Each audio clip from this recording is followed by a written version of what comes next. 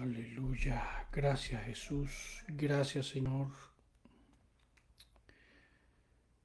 Estamos al aire. Vamos a ver si estamos al aire. Vamos a ver si es cierto.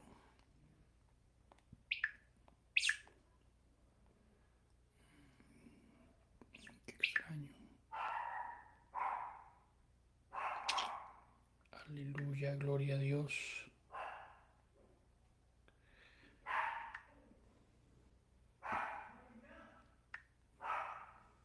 Estamos al aire. Sí, estamos al aire. Bendiciones, familia. ¿Qué tal? ¿Cómo están? Déjeme compartir esto acá. Acá estamos en tu programa. Levántate y resplandece. Transmitiendo desde San José, Costa Rica, en estas aguas internacionales. Déjenme mandarle el enlace a mis distribuidores de contenido, agradeciendo a todos su presencia y también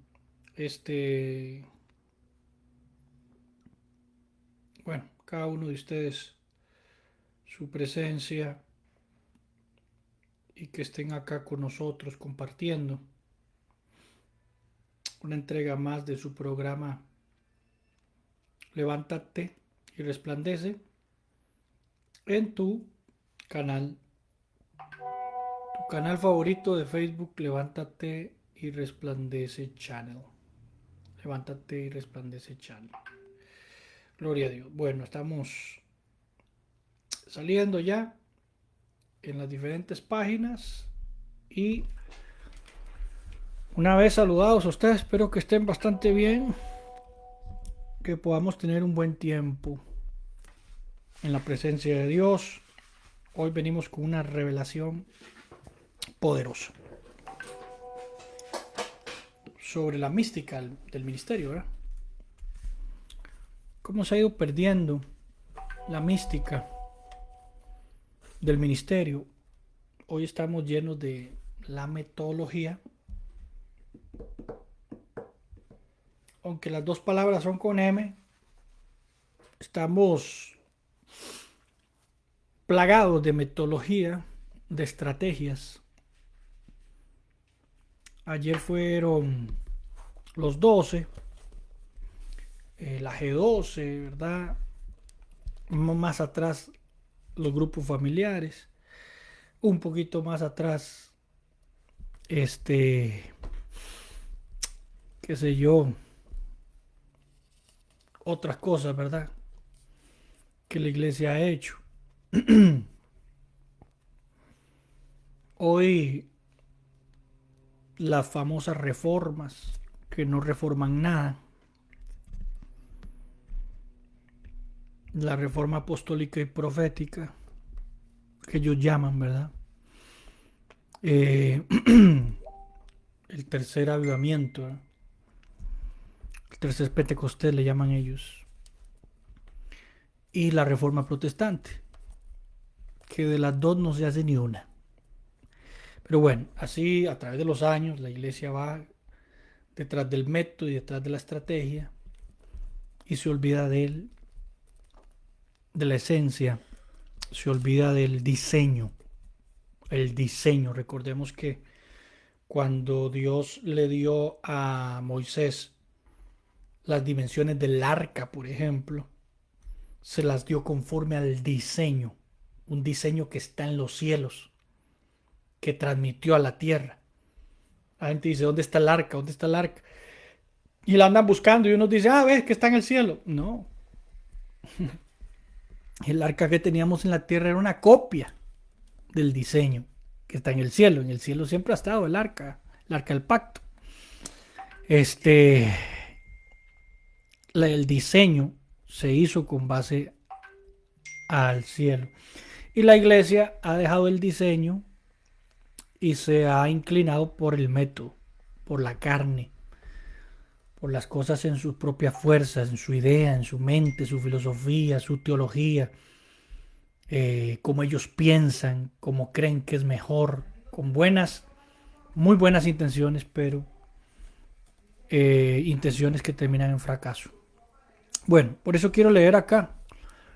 Dios ungió a David. Aquí vamos a ver un tema de unción. Los únicos que están en contra del tema de la unción son los que están en contra del diseño. Que hayan otros que abusan con el tema de la unción, eso es un problema que siempre hemos tenido. No es un problema de ni de mujeres pastoras, ni de esto ni lo otro. Es que siempre hemos tenido un problema de abuso de autoridad. Este no es un problema de los que se autodenominan apóstoles. Siempre hemos tenido, aún los pastores han abusado. Abuso siempre va a haber. Pero ungidos hay. Dios ha ungido a unos. Y otros, llamados a la unción, no han sido ungidos. No porque no sean especiales, sino porque no lo han querido.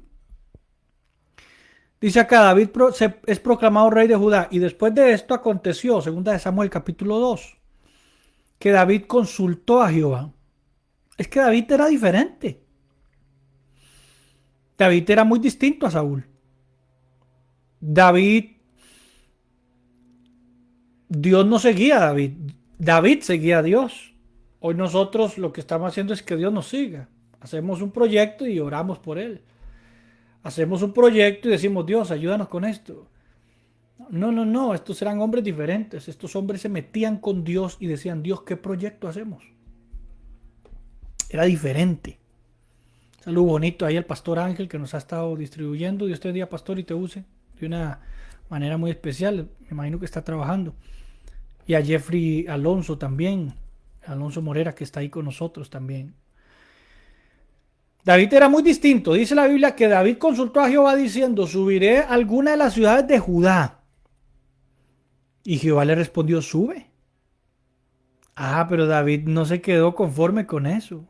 David quería la dirección perfecta, estratégica de Dios. Y David volvió a preguntar, ¿a dónde subiré? ¿Ha sentido como que el mensaje no está claro? Siga preguntando. Pero no se mueva en sus fuerzas. Muévase bajo la dirección del Espíritu Santo.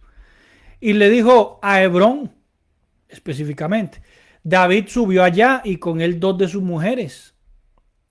Dice, versículo 3, llevó también David consigo a los hombres que con él estaban, cada uno con su familia, los cuales moraron en la ciudad de Hebrón.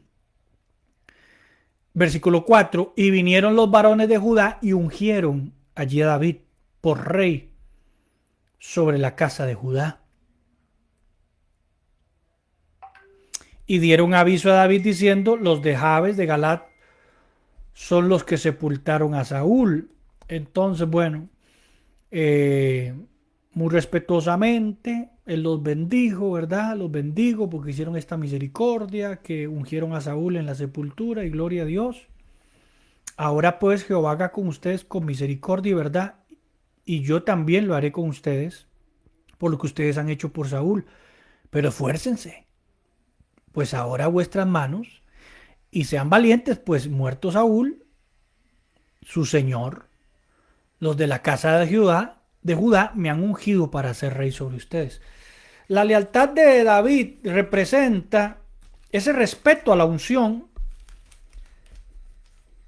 que es muy diferente a lo que estamos viviendo hoy, ¿verdad? Yo hoy veo unos payasos que andan detrás de los ungidos, que cuando se le caen los anteojos, ahí llegan y se los limpian, salen corriendo y le limpian el anteojo al pastor y se lo ponen, como que el pastor está inválido.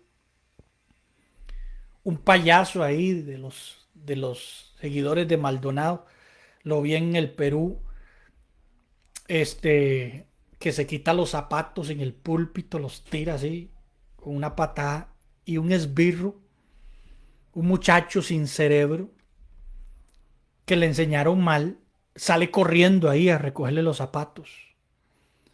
Eso no es lealtad, eso no es sujeción, eso no es obediencia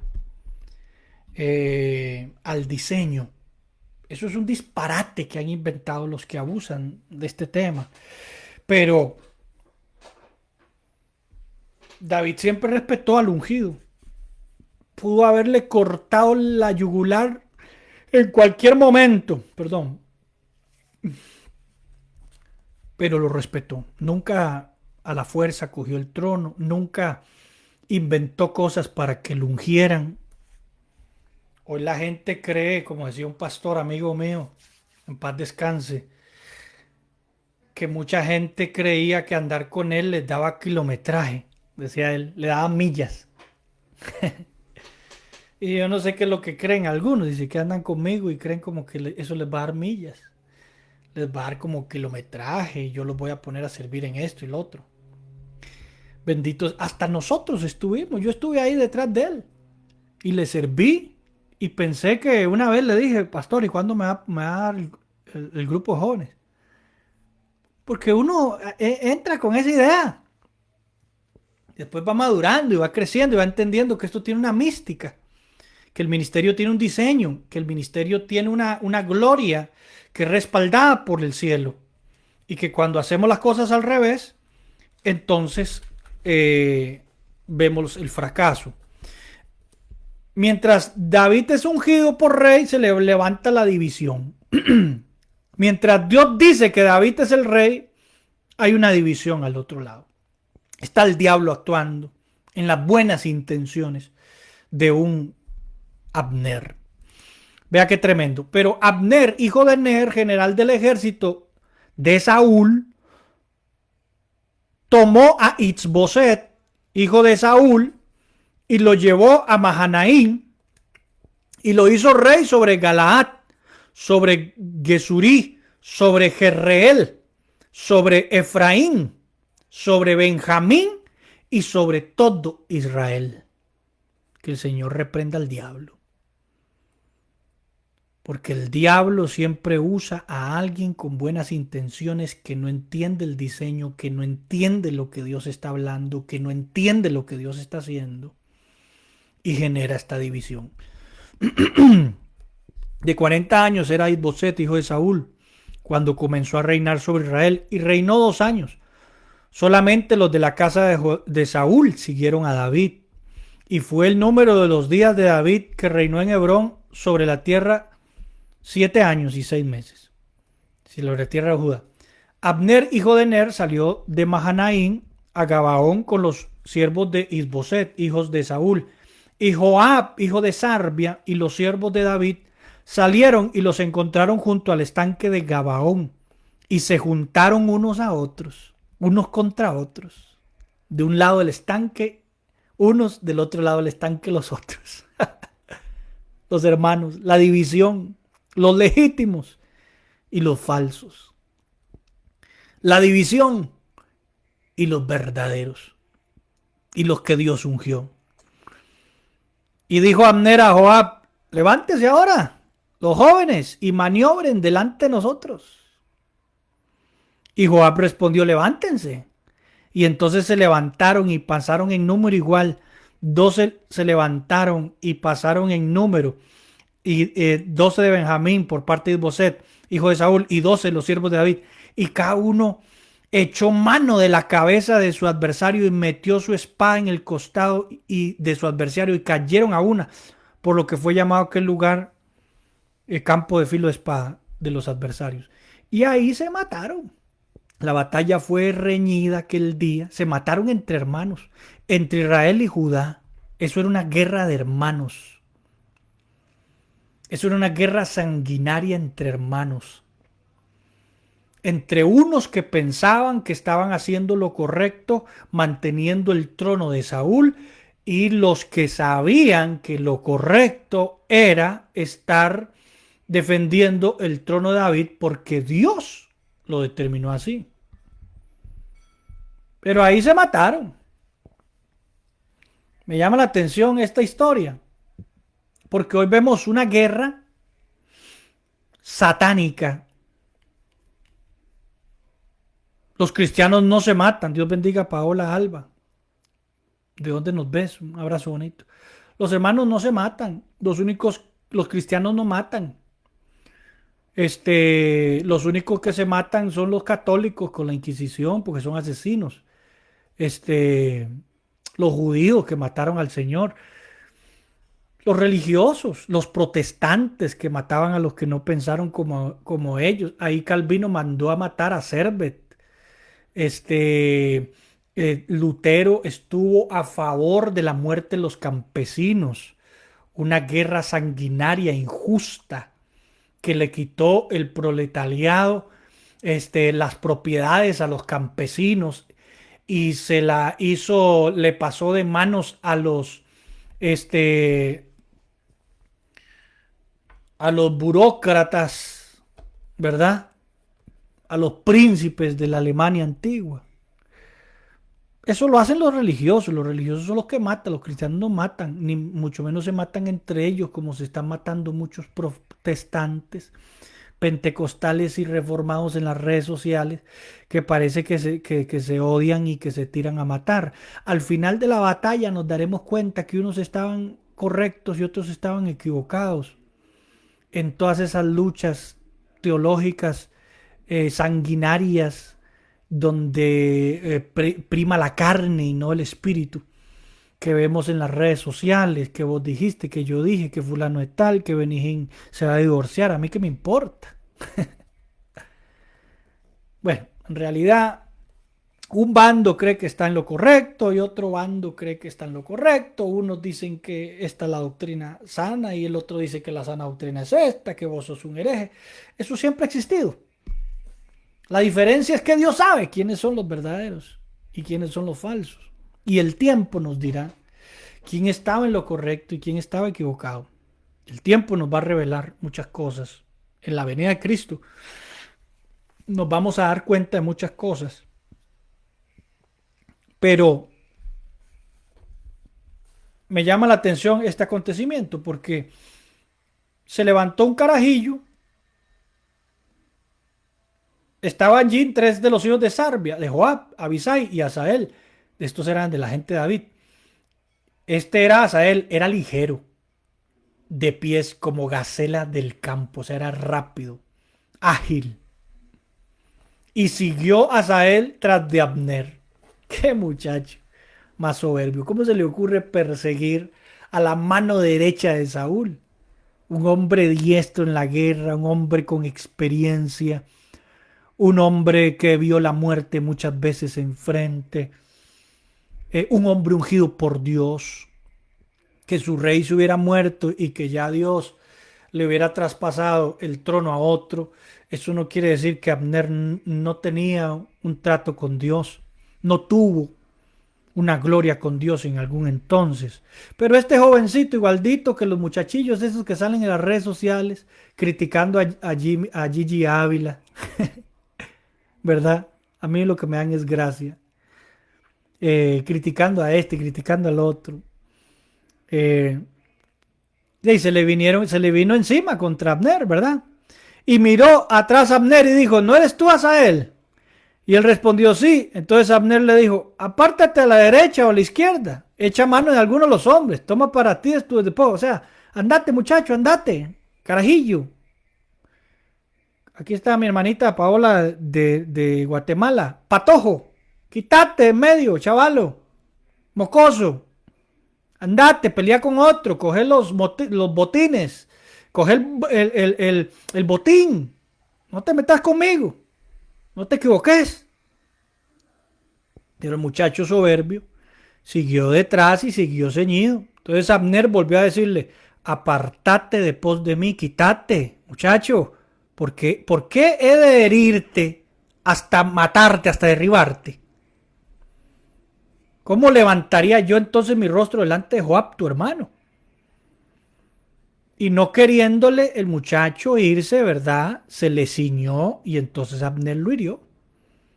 Semejante viejo, diestro en la batalla, lo hirió, ¿verdad? Con el regatón de la lanza, por la quinta costilla y le salió la lanza por la espalda al carajillo y cayó allí y murió en aquel mismo sitio. Entonces todos los que venían por aquel lugar donde Asael había caído y estaba muerto se detenían. Bueno, la cuestión es que para no terminar, para no cansarlos con la historia, usted léalo en su casa. Joab, al ver que mataron a Asael por majadero, por ceñido, por estar creyendo, ¿verdad? Este, que un muchacho sin experiencia puede más que alguien con experiencia. Esto es lo que le pasa a la iglesia hoy. Hoy hay mucha gente que está en el ministerio bajo una impulsividad, que está cometiendo cada estupidez, perdóneme la palabra, y regándola, porque la Biblia dice que el que conmigo no recoge desparrama, o sea, la riega, cometiendo errores, golpeando la iglesia del Señor, porque creen que ellos saben 3 versículos y medio, fueron a estudiar teología, se pusieron a la par de un pastor y aprendieron ciertas mañas, porque ni siquiera aprendieron cosas buenas. Creen que pueden ejercer un llamado que no se puede ejercer en la carne, sino bajo la mística de la unción, de el llamado de Dios. Joab, que era más viejo, le dijo a este Abner, ¿verdad? Y Joab, que eran los que sabían lo que estaba pasando. Abner le gritó y le dijo: hey Joab, vas a seguir persiguiendo a tus hermanos toda la vida. Vamos a seguir en guerra nosotros que somos hermanos. Le dio voces diciendo: consumirá la espada para siempre. ¿No sabes tú que al final esto será de amargura? ¿Hasta cuándo no dirás al pueblo que se vuelva de perseguir a sus hermanos? Y eso tocó a Joab. Ahí están los dos bandos, el bando de Saúl, el bando de David. Eso tocó al bando de David. Y dijo: ¿sabes qué? Tenés razón, dejemos esto así, dejemos que Dios arregle. Bendito sea el nombre del Señor. Hay cosas que hay que dejarlas así. Hay gente con la que no vale la pena discutir. Hay gente que no sabe de este tema. No entiende la mística del ministerio. Ellos están en sus fuerzas, están bajo su intelecto, bajo los datos que manejan, están bajo sus ínfulas, su deseo, su aspiración. Yo no creo que Abner tuviera malas intenciones, pero lo estaba usando el diablo. Estaba haciendo lo incorrecto, porque Dios había dicho que David iba a ser rey y punto. Y el que se opusiera a eso iba a sufrir tarde que temprano. Vea qué tremendo, porque dice la Biblia que en lo que iba creciendo David, capítulo 3:1, hubo larga guerra entre la casa de Saúl y la casa de David, pero David se iba fortaleciendo y la casa de Saúl se iba debilitando. Cuando Dios dijo algo, Dios va a hacer lo que tiene que hacer y le va a pasar por encima a quien le tenga que pasar. A mí me da gracia porque yo veo dos bandos en la iglesia hoy, una división que no hemos querido. No es que nosotros vivimos peleados contra ciertas denominaciones, es que estas denominaciones que son hermanos, y yo los reconozco como mis hermanos, y me preocupan, me duelen que hayan caído en semejante error, porque han dejado la guianza del Espíritu Santo, porque han dejado de consultar a Dios, porque ya no les interesa la oración, porque a ellos solo les interesa lo que ellos saben, el método, la estrategia. Pero lastimosamente esta historia termina como la historia de la carrera de la tortuga y del conejo. Dios ha ungido a unos, hay unos que tienen una sabiduría, que tienen una gracia. Bendito sea el nombre del Señor. Y hay otros que están en contra de lo sobrenatural, de la guianza del Espíritu Santo, de la cobertura de Dios, que tarde o que temprano se darán cuenta que están equivocados.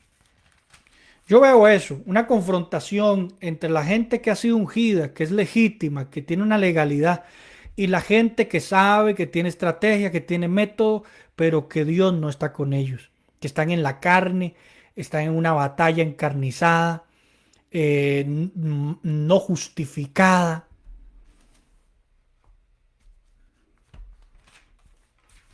Bueno, no sé a quién le está llegando esto, pero espero que le llegue, porque no voy a ampliar más esto. Dios te bendiga, mi hermanita Olga Bernardelli, de acá de Argentina. De acá digo yo como que estoy allá. Pero bueno, algún día voy a estar por allá otra vez. Bendito sea el nombre del Señor. Quiero que vaya conmigo al libro de Reyes. Porque hay una mística que hemos olvidado. Quiero que vaya conmigo al libro de Reyes, Segunda de Reyes, capítulo 4. Y veamos esta mística. Hay mucha gente muy impulsiva que está actuando bajo conocimiento. Hay gente, a mí me da gracia, yo estudio teología y veo a mis compañeros que dicen con todo orgullo que ellos le preguntaron un tema ahí que estudiamos en teología al pastor y el pastor ni sabía. Vieras, profesor, qué pastor más ignorante. Ni sabía de lo que le preguntamos. Hay conceptos de la teología, por ejemplo, que son didácticas. Que porque usted aprendió una didáctica y se aprendió una clase en teología, eso no lo hace a usted creer que ahora usted sabe lo que el pastor sabe.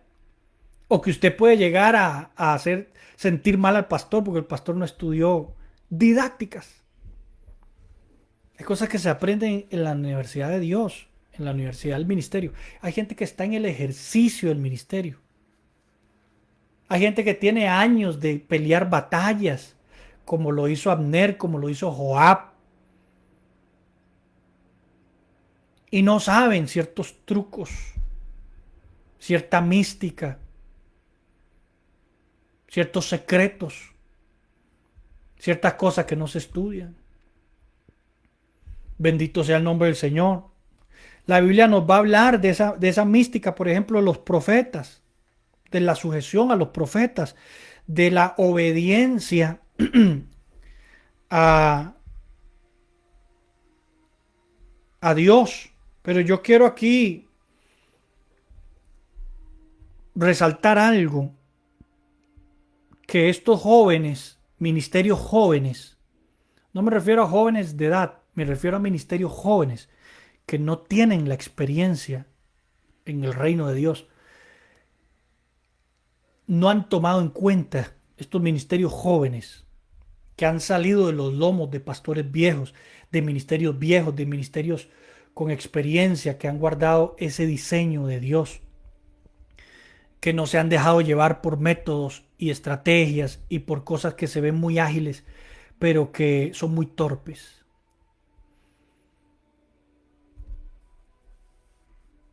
Y sigo insistiendo con eso. Me llamó la atención. Un día de esto escuché a Marco Brunet hablar sobre los impulsados y los impulsivos. Cómo necesitamos respetar la iglesia local. El diseño de Dios es la iglesia local. El profeta corporativo es la iglesia local. Yo no estoy hablando de una obediencia ciega, de una obediencia casi fanática a un personaje. Yo estoy hablando del diseño de Dios. El diseño de Dios es el cuerpo de Cristo. El reino de Dios no está fuera del cuerpo de Cristo, fuera de la iglesia, como muchos ágiles pero muy inexpertos están diciendo, y muchos amateurs del tema de las cosas de Dios están diciendo, hoy andan hablando del reino y la iglesia. No, no, no, mi queridísimo, el reino de Dios se rige y se manifiesta a través de la iglesia local. Dios ha establecido un diseño. Quiero demostrárselo aquí con este tema, estos 3 milagros que hace Eliseo. Y cómo hay valores aquí de sujeción, de obediencia, del discipulado, de cosas muy importantes. Vea qué tremendo. Dice que una mujer de las mujeres de los hijos de los profetas, este es el primer milagro, el aceite de la viuda. Clamó Eliseo diciendo, tu siervo mi marido ha muerto, y tú sabes que tu siervo era temeroso de Jehová. Era temeroso de Jehová, pero no había arreglado sus finanzas. Y tú sabes que tu siervo era temeroso de Jehová, y ha venido el acreedor para tomarse 2 hijos míos por siervos. Y Eliseo le dijo, ¿qué te haré yo? O sea, en otras palabras, el profeta dijo, ¿y cómo te voy a ayudar? ¿Qué plata tengo yo para ayudarte? ¿Qué puedo hacer yo por usted? Declárame, ¿qué tienes? Y ella dijo, tu sierva ninguna cosa tiene en casa, sino una vasija de aceite. Él le dijo, ve y pide para ti vasijas prestadas de todos tus vecinos, vasijas vacías, no pocas. Entra luego, enciérrate tú y tus hijos, porque hay milagros que solamente los pueden entender ciertas personas. Enciérrate tú y tus hijos y echa en todas las vasijas. Y cuando estén llenas, ponla aparte. Y se fue la mujer, cerró la puerta, encerrándose ella y sus hijos. Y ellos le traían las vasijas, todo un negocio familiar, ¿verdad? Todo un esfuerzo familiar. Ella echaba el aceite y cuando las vasijas estuvieron llenas, dijo a un hijo suyo, tráeme aún otras vasijas. Y él dijo, no hay más vasijas. Entonces cesó el aceite. Vino ella luego y lo contó al varón de Dios. Y cuando le dijo, ve y vende el aceite y paga a tus acreedores, tú y tus hijos, y vivid de lo que sucede. Aquí quiero exaltar más que el ministerio del profeta, que es vigente, que solo aquellos que están peleando en la carne pueden criticar estas cosas, como la unción. Quiero resaltar el ministerio de la iglesia local, porque cuántas veces nosotros los pastores, profetas, apóstoles, siervos de Dios, maestros de la palabra, evangelista, qué sé yo, especialmente los que estamos al frente de la casa de Dios, hemos aconsejado, hermano. ¿Cuántas cosas no hemos aconsejado? Sin tener conocimientos económicos, sin tener conocimientos empresariales, hemos aconsejado empresarios, hemos orado junto con políticos, hemos orado junto con profesionales, ¿verdad? Que bajaron ese orgullo que tenían en lo que hacían y fueron y buscaron consejo en la iglesia. Y hemos visto cómo la consejería, quiero hablar aquí de la consejería hace milagros. Cuando la persona aprende a escuchar consejos de hombres sabios, de hombres que tienen esa mística, que tienen esa gloria de Dios sobre ellos. Bendito sea el nombre del Señor. La consejería que se da en la iglesia puede salvar empresas, puede liberar a las personas de deudas. Bendito sea el nombre del Señor. Cuando hay un hombre, una mujer de Dios que están en conexión con Dios, que portan una unción, Dios le da la facultad de dar un consejo. Bendito sea el nombre del Señor. Esto es una gloria. Esto es una mística. No hay psicología que lo explique. No hay estudios sociológicos, ciencia. Son cosas que solo en la iglesia pasan. Cosas que solo con la gente de Dios ocurren. Bendito sea el nombre del Señor. Otro milagro. La tsunamita. Aconteció que también un día pasaba Eliseo por Sunem y había allí una mujer importante que le invitaba insistentemente a que comiese, y cuando él pasaba por allí venía a la casa de ella a comer. Ella dijo a su marido, he aquí yo entiendo que este que siempre pasa por nuestra casa es un varón santo de Dios. ¿Quién está en contra de los ungidos si no es el mismo diablo? y los religiosos, esa división de la iglesia, que han perdido el conocimiento de la mística y del diseño y de la esencia de las cosas de Dios. Esta mujer sabía que este era un hombre de Dios, que era un hombre santo, que no se iba a aprovechar de ella. Esta mujer sabía que si ella consultaba con él, que si ella, en este caso, lo hospedaba en su casa, iba a tener bendición en su casa. Dios iba a hacer un milagro. Dice, yo te ruego que hagamos un pequeño aposento de paredes, le dijo al marido, y pongamos allí una cama, una mesa, y silla y candelero, para que cuando él viniera a nosotros se quede en él. Claro, aquí hay un principio que hay que entender. La presencia de Dios, la unción, estaba en una sola persona. Hoy nosotros hemos sido ungidos por el Espíritu Santo y estamos bajo la unción, y en la medida que estemos más cerca de Dios, podemos ver más milagros, podemos ver a la obra de Dios actuando en nosotros, podemos ver la salida de situaciones en las que estamos, porque como dice la Biblia, apartados de mí nada podéis hacer. Mientras más nos alejemos de la iglesia local, mientras más nos alejemos de ese profeta corporativo, mientras más nos alejemos del ministerio, nos alejemos de la presencia de Dios, eso es como el que pierde señal, ¿verdad? Ahorita yo estoy con el ICE, es una compañía de mi país que me da internet, pero es muy mala en ciertos lugares. Hay lugares donde yo voy que la cobertura es mala.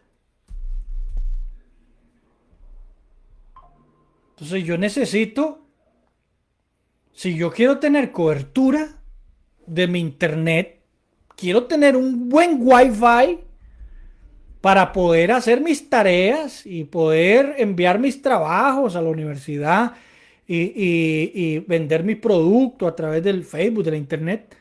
Yo necesito estar pegado al router. Yo ahorita tengo aquí el router cerca, como a la vuelta. Por eso tengo buen internet. La Biblia dice, apartaos de mí, nada podéis hacer. En la medida que usted se aleja de la iglesia local, los milagros empiezan a disminuir. El respaldo de Dios empieza a cesar. Y ahí hay un sentido de lo que significa cobertura. La cobertura, se pierde la cobertura, usted empieza a perder en Dios. Esta mujer sabía que si ella se traía el router a la casa, el internet iba a ser muy bueno. Entonces esta muchacha le dijo al esposo, mira, allá está el router, los milagros están allá, traigámoslo aquí, hagámosle una casita y Dios nos va a bendecir. Bendito sea el nombre del Señor. Hoy nosotros entendemos que esta palabra habla de preparar nuestros corazones, de preparar un cuarto, de preparar una habitación donde poner el router, ¿verdad? Donde poner la presencia de Dios para que todos los aparatos de la casa funcionen. Si nosotros queremos bendición en nuestros hogares, queremos salir de la miseria, queremos salir de las deudas, de los problemas económicos, de la deuda que dejó si queremos salir adelante contra las asechanzas del diablo, del pecado, necesitamos buscar el router. Necesitamos buscar la señal. Necesitamos buscar la presencia de Dios. Por eso esa canción dice, entra, ¿verdad? Yo soy la tsunamita que te dice, vive aquí. ¿Verdad? ¿Cómo es que dice esa canción? Mi amado,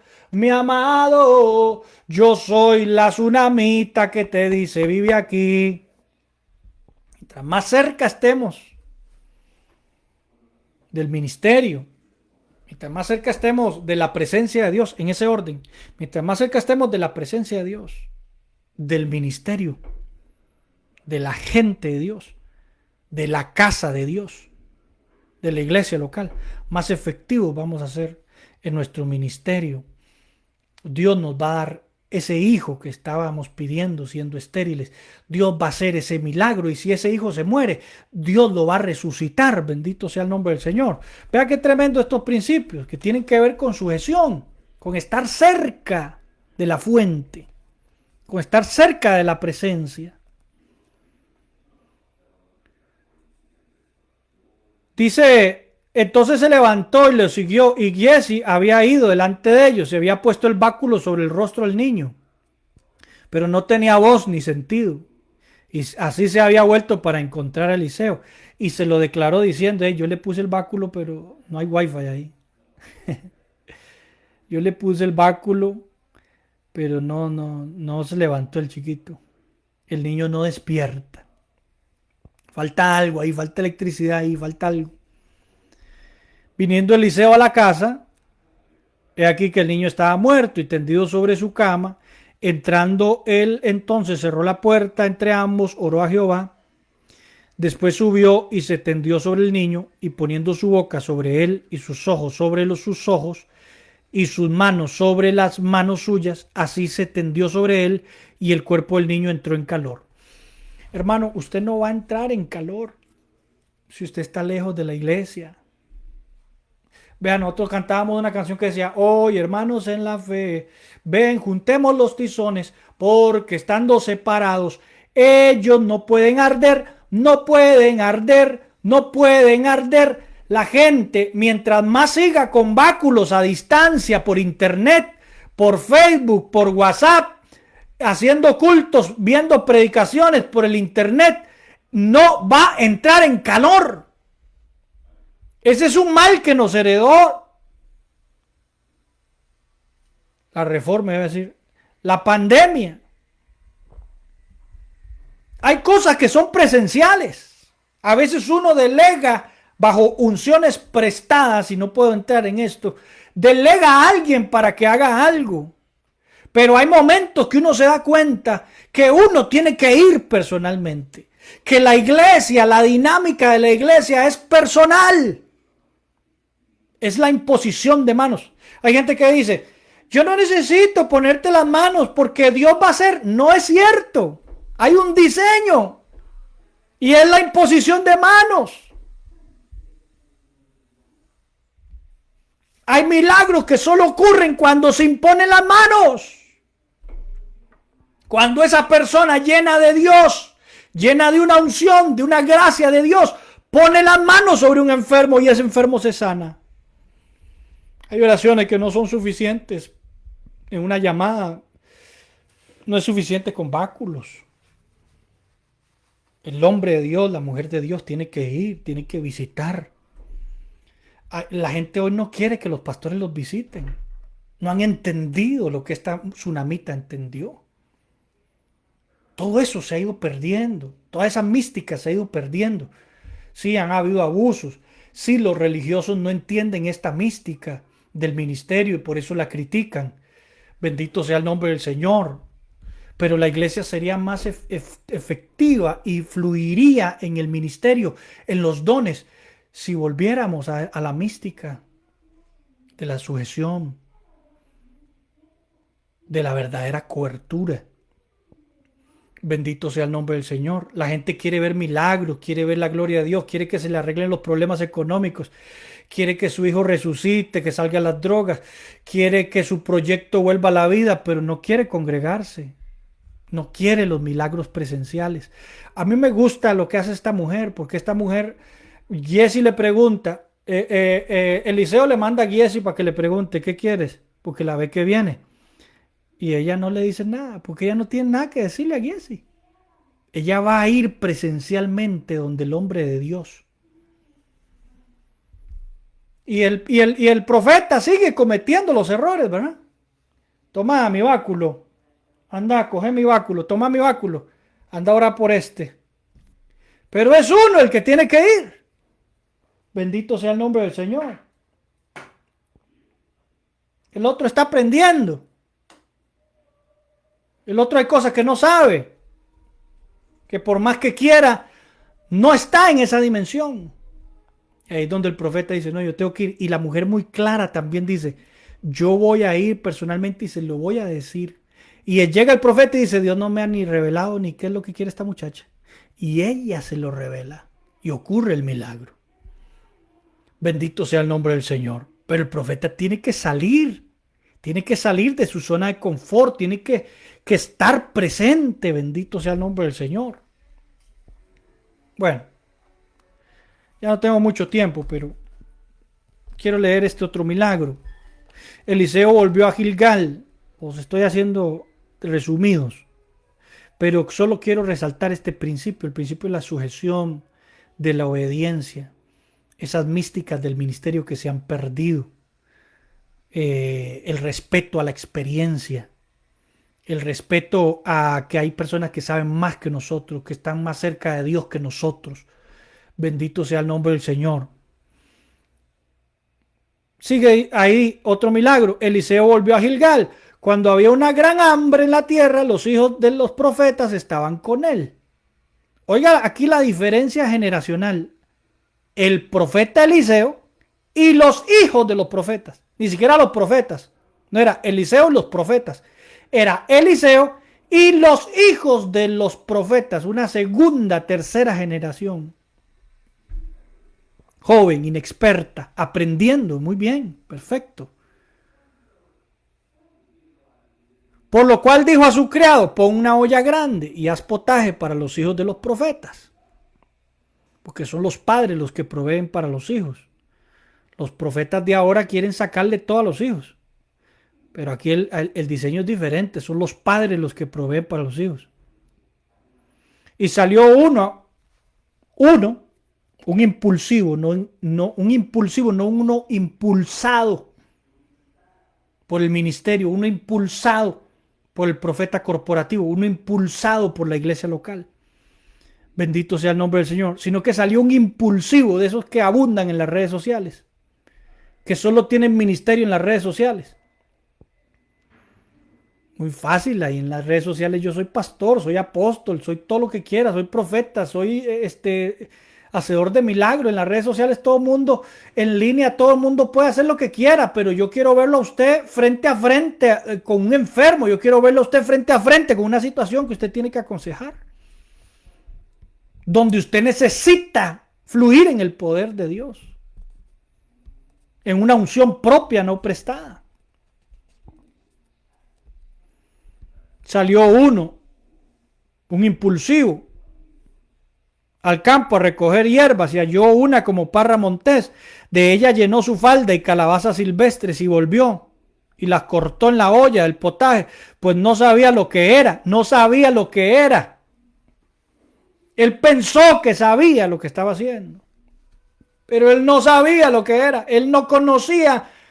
No tenía conocimientos de esas tierras, no tenía conocimiento profundo de lo que se cosechaba ahí, de lo que nacía, de que habían algunas calabazas que parecían calabazas silvestres, pero que más bien eran veneno. Claro, alguien de ese lugar, alguien con experiencias culinarias, y experiencias de qué se puede comer y qué no se puede comer en esos terrenos, podía darse cuenta que el muchacho se llenó de veneno.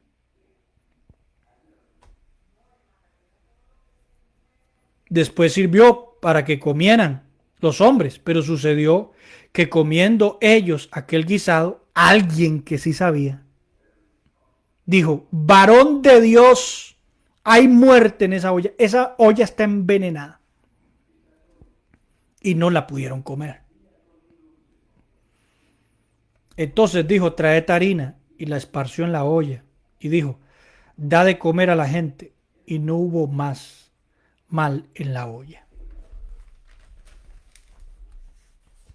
Los impulsivos. Hay gente que ha sido impulsada por Dios. Y eso tiene mucho que ver con lo que pasa en la iglesia local. Y los impulsivos como Abner son los que generan divisiones, que con buenas intenciones, fuera de la sujeción, fuera de estar conectados con Dios, empiezan a hacer obras y proyectos que terminan en fracaso. Que sufre mucha gente. Vea cuánta gente se mató en esa guerra que tuvo Abner con Joab. Mucha gente inocente murió. Hoy es lo que está pasando en la iglesia. Hay muchos heridos. Yo me acuerdo una vez que yo fui a un encuentro, iba a ir a un encuentro, pero yo pude ver cómo de repente las personas que iban venían heridas. Y lo callé porque me dio mucho miedo que el pastor se enojara conmigo porque yo al final no quise ir. Tal vez cometí el error, tenía que haberle dicho. Pero hay muchos proyectos que la iglesia está haciendo que lo que están es generando heridos. Hay muchas situaciones que se están haciendo con poco conocimiento, con buenas intenciones, vuelvo y repito. O sea, no es gente mala, son hermanos. Son hermanos, están equivocados, pero son hermanos. Yo no veo malicia en los amigos de Job. Veo muchachos tratando de dar un punto de vista a lo que le estaba pasando al fregado de Job. Son puntos de vista. Son a veces pleitos, divisiones, pero son hermanos. No tienen experiencia. Alguien los ha engañado. Ellos mismos se autoengañaron. Ellos mismos se mandaron impulsivamente, no impulsados por una congregación, por un concilio de pastores. No fueron ungidos, no fueron enviados, sino que impulsivamente dijeron como Coré: ¿quién es Moisés para que Dios le hable y a nosotros no? Y salieron a hacer cosas y han traído veneno a la casa de Dios, han traído veneno a la olla, han envenenado las redes sociales hoy. De ahí nació Levántate y Resplandece, porque nosotros queremos llevar un poquito de harina a la olla, a ver si podemos sanar un poquito la apostasía, un poquito el veneno del montón de disparates que se hablan en las redes sociales. Bendito sea el nombre del Señor. Hay muchas cosas, con esto termino, que la iglesia no está siendo potable. Hay aguas contaminadas, hay sopas contaminadas, envenenadas, que no tienen potabilidad, porque hemos brincado los diseños, hemos menospreciado el diseño por los métodos de un impulsivo que no sabe ni lo que está haciendo. Él parece que está seguro en lo que está haciendo.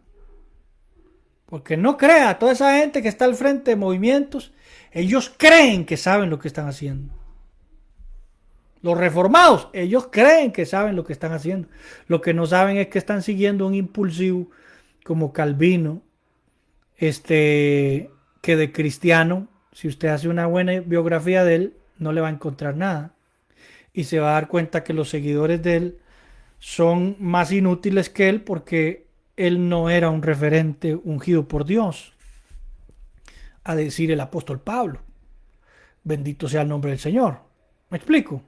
Es que la gente pone más atención a lo que dice Calvino que a lo que dice el apóstol Pablo. Y ahí hay un problema, porque el apóstol Pablo no es un impulsivo, es un impulsado, un ungido, llamado por Dios para establecer el diseño del servicio, de la obra de Dios, para enseñarnos sobre el cuerpo de Cristo, cómo funciona la iglesia. Los demás son personas que intentan. Bueno, eso a ese nivel histórico, pero hoy lo vemos a nivel muy actual. Mucha gente que no ha sido llamada, que no ha sido impulsada por Dios, que están caminando en impulsividad, y lo que están haciendo es quitándole la potabilidad a la iglesia. Hoy por eso la gente no quiere ir a la iglesia. La gente sabe que la olla está envenenada y que no es potable el agua que muchos dicen tener.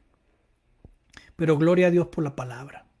Gloria a Dios por estos espacios donde no tengo más tiempo, quisiera desarrollar un poquito esto, pero no puedo, donde podemos potabilizar un poquito, ¿verdad? Como aquí el acueductos y alcantarillados, echarle un poquito de cloro, echarle un poquito de minerales a esa agua sucia para ver si de repente puede hacer un proceso ahí donde se limpie y alguien se la pueda tomar. Bendito sea el nombre del Señor. La iglesia no está perdida, la iglesia necesita la harina de Dios, necesita la palabra de Dios y en la palabra de Dios está el diseño. Bendiciones a todos y paz de Dios. Un abrazo bonito. Paz de Dios.